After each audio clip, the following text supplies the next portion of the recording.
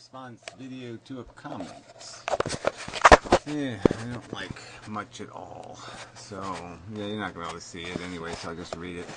What's all this talk about the universe rejecting slavery? Question mark. So, he's making the counter argument that somehow the world still sucks just as much as it did 5,000 years ago. Blah, blah, blah, and the human race hasn't learned anything or become a little more elegant or a little better, and which is just crap. That we have, through intelligence, become refined and improved. We have laws against all over the place. All around the world you see these laws against abusing animals. You have to do things the right way. To say slavery still exists is nonsense. We don't chain people up. We don't shoot them. Yeah, there's an economic system that enslaves people through desperation, but guess what? Most of those systems have been supported by the common man is the liability there.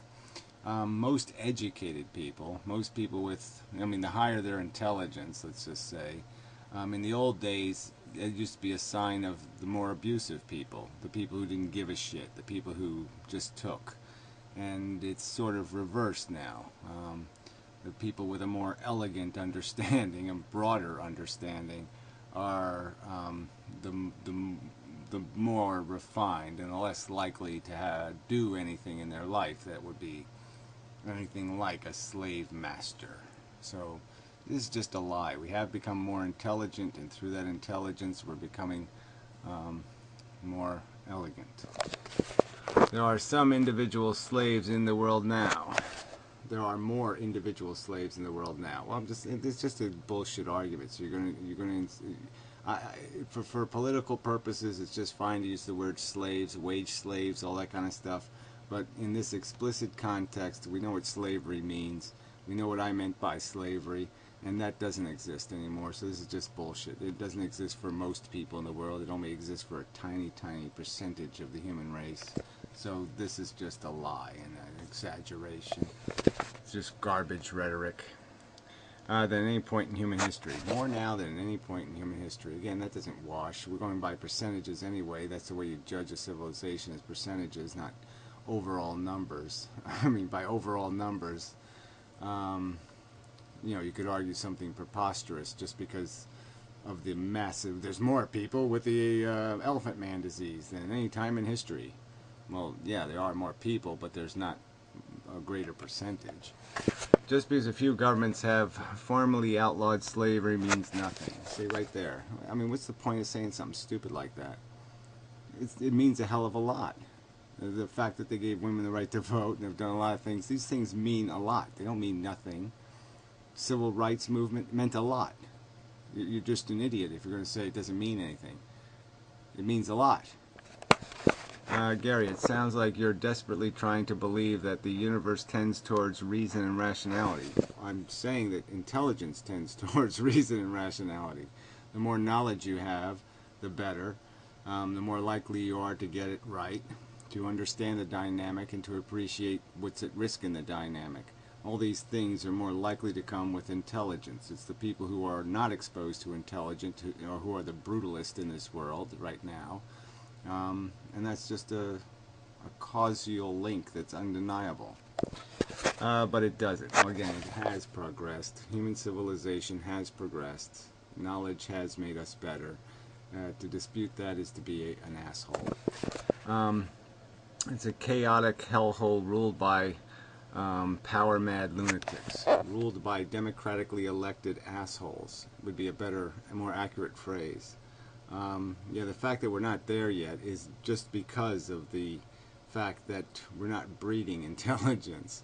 We're breeding assholes and lunatics, and they vote for assholes and lunatics. So that isn't a problem of progression. That's just a problem of demographics.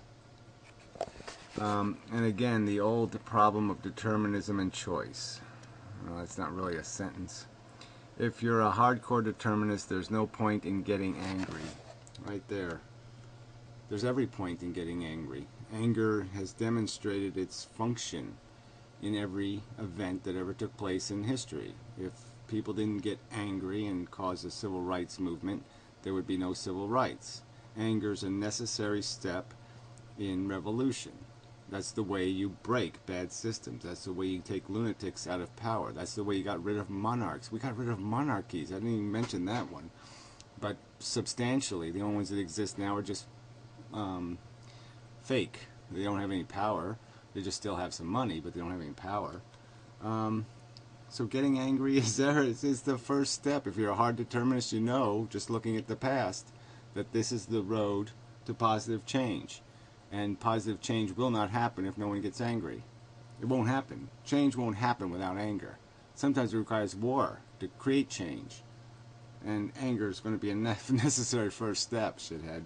So again, another stupid, idiotic, ignorant statement. Just absolutely ignorant and stupid. Thank you for being an idiot. Thank you for wasting my time having to even read this again. But I mean, why post something so fucking stupid? I wish you would leave your real name, not this KJ111 crap. You don't even have the guts to sign this stuff. It's such shit. At people are preaching. No point in getting angry at people are preaching. It's just idiotic. It's exactly how we get to any good road the human race has ever got on. Any good thing that ever happened because people got angry and they preached. So this is just bullshit. Because they're just doing what they're programmed to do. Their programming is changed by preaching, you jackass. How do you think it's changed? It's changed by anger. When people see other people angry, they say, I wonder what they're angry about. And then they might care to listen. And then they might hear and they might say, oh yeah, that makes sense. I'm going to get angry too. And then I'm going to, I'm going to do something about it too. And maybe I'll even preach about it. But these are all necessary steps to the road to a better destiny. By shutting those off, by saying there's no point in doing that, you're exactly what the lunatics, the power-mad lunatics want, is jackasses like you, who say there's no point in getting angry and there's no point in preaching. So bravo, asshole. You must be working for the power-mad lunatics, quite obviously. Ethics imply you have an active choice between two options. One good and one bad. End of a sentence. Well, I don't know if that's a good sentence either. But it doesn't matter. The point is the future is made a certain way. We can detect the way it happens. And we can detect when we're heading somewhere that will go nowhere. We can see certain things that lead you off cliffs or are doomed to failure. We can see those. If you're putting square wheels on your car, I can tell you you're not driving to California. It's not going to happen. And so we can see certain things and say, yeah, we're going the wrong way. We're driving in something that won't make it. So we can detect the future. We can detect what we can make things. We can see things and describe them as being now impossible because of certain things happening. We can make them improbable. We can make them less likely. And so there's every incentive to preserve possibility and to prevent, if you can, to jump in front of anything that might indicate that the road to progress will be closed by something. If you can stop it, if all you have to do is push the door and it hits the bad guy in the face and the negative future is prevented, then you push the door. And you're going to push it because you understand these dynamics. You will be deterministically doing exactly what you need to do to get to that future, just like Martin Luther King did exactly what he needed to do to get to winning the civil rights war in America. Not complicated, shithead.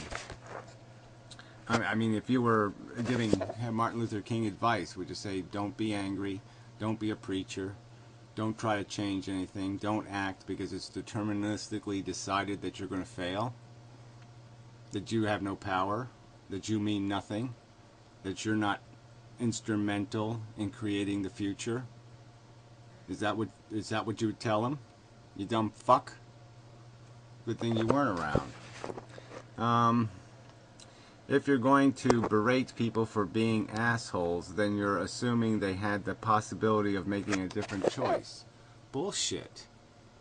I mean, because they spilled the milk, you don't just sit there and say, oh, you spilled the milk. How very interesting of you.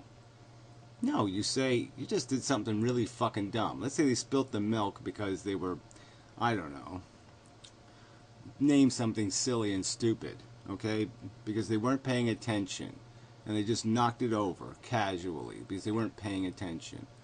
Well, if you tell them, you suck, that was asshole, then the next time they're in that circumstance, they'll think, oh yeah, I remember last time I was in this circumstance, I spilt the milk. Yeah, this time I won't, and then I won't get called asshole. So again, you fail. Calling asshole is a perfectly reasonable thing to do. Asshole doesn't mean go back into the past and change your behavior. That's not what asshole means, fuckhead. Do you actually think asshole means that I'm expecting somebody to go back in time and change their behavior? No, I'm calling asshole and I'm saying stop being asshole. In the future, like right now and in the future, don't be asshole anymore. That's what it's saying, you stupid shit. Man, I mean, you people are just so fucking dumb. Then you're assuming they had the pot. No, I'm not assuming any of this crap. But as a terminist, you can't do that. Well, again, I don't have any expectation that when I say asshole, somebody's going to go back in time and change their behavior. I have every expectation that they're going to say to themselves, gee, that was asshole of me, and maybe next time I'll be a little more careful. Are you saying that that's not a theoretical possibility? That somebody hearing they're an asshole might examine what they just did and might draw the conclusion that, damn, he's right. I was reckless, inconsiderate, sloppy, and stupid. I was asshole, and in the future, I'm going to try not to be asshole. My brain now has a program saying, watch out, don't be an asshole. Are you saying that's theoretically not possible? Fuckhead?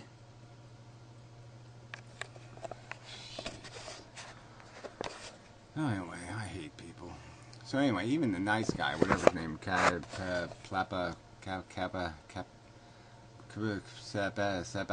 anyway, I might as well bring up the video. Nice guy, but he says all this crap. I guess it's not on this video, it must be the other one. Because this one says 0 comments, so it obviously can't be on this video.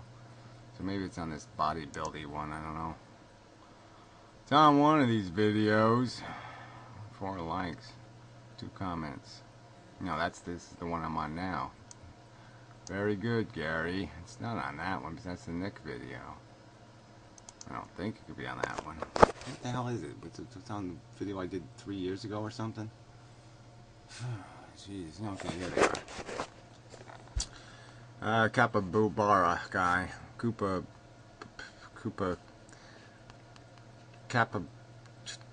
That bird in Australia. I think that's what that is. A capybara. Yeah. But anyway, so he types all this stuff. You know, he likes this puppet thing, but I didn't say electron puppets, but whatever.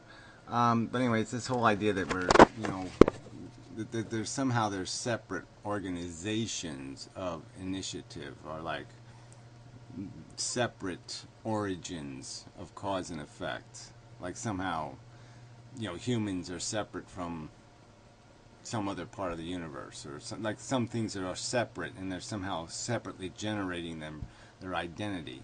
And I'm not even going to go for that. I mean, it's all one big bang. It's all one process of evolution and change and cause and effect. And all these things, all the puppets were created through the creation of all the puppets. The puppets all, before they manipulated each other with strings, the puppets built each other. You know, shoe by shoe and kneecap by kneecap, and you know, and they built all the strings. So I mean, the thing is all one thing, but clearly, as it's evolved, the individual parts can be identified, and again, good parts can be separated from bad parts and identified, and we can understand what parts should turn the clock and which parts shouldn't turn the clock, and which are good wheels and which are bad wheels and which are archaic wheels, and we can define the function and the necessity of all these things, and we can say what is the stuff that's going to get the clock to the future, what's going to make this gear work the best and create the best possible outcome. And we can sort of diagram it and then write our script. I mean, we can actually, instead of reading the script, instead of being a product, you know, we can through what we can learn from the script, you know, model, we can play it out in our head and understand, well, here's the future we would like to get to. What roads do we have to have open to get there? And then we can do it. It'll all be deterministic, that we discover those roads, that we figure out those roads by looking at the past. That'll all be deterministic, looking back and seeing how the system works, and then applying that to our future behavior. That's essentially what we're doing. We're just trying to take our image of the past and flip it onto the future, understanding what parts are good and what parts are bad, and how you can get to good destinations. So anyway, he doesn't disagree with me. He's just saying it in ways I just don't think are very, they're not true to what determinism means. So I can't agree with them any more than I can agree with the modern mystics. I mean, the two are on two different extremes. One's just a little bit too giving something some sort of freeness that it doesn't have, and the other one is taking away too much from the fact that we are caught in this past, present, future scenario, and in the present, even though it's determined, part of the determinism is understanding determinism for what it is. And what it is it doesn't make you less powerful. You still have power. You still have the same. You can't let it disengage you from activity and action. It's a distraction in and of itself. Just the idea that we're wasting time talking about determinism and not talking about animal rights or something else that might be more important might have changed the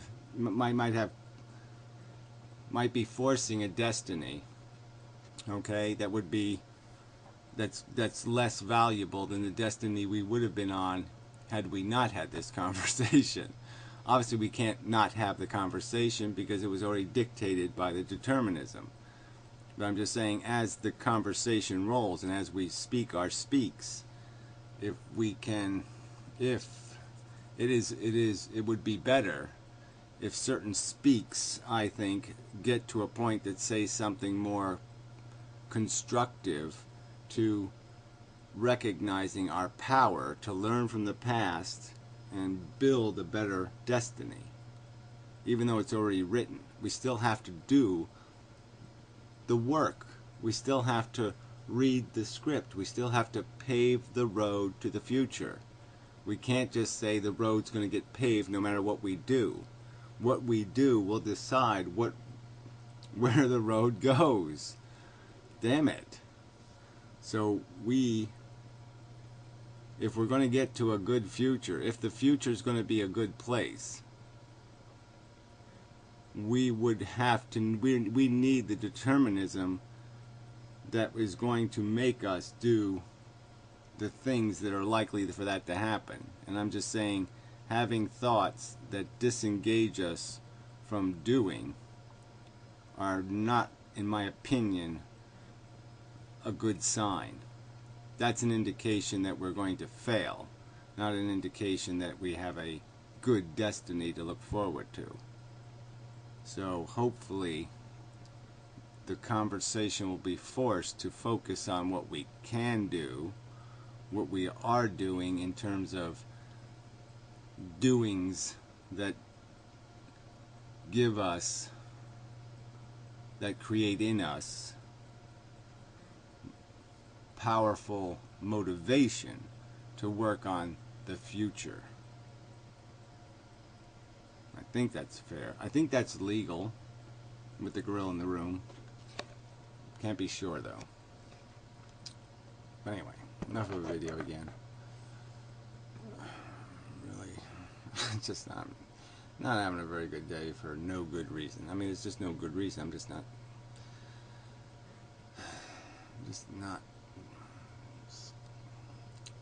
One of my gears isn't working. I don't know which one it is though. I can't really define the problem. I'm just probleming. Yeah. This part of the universe has a problem.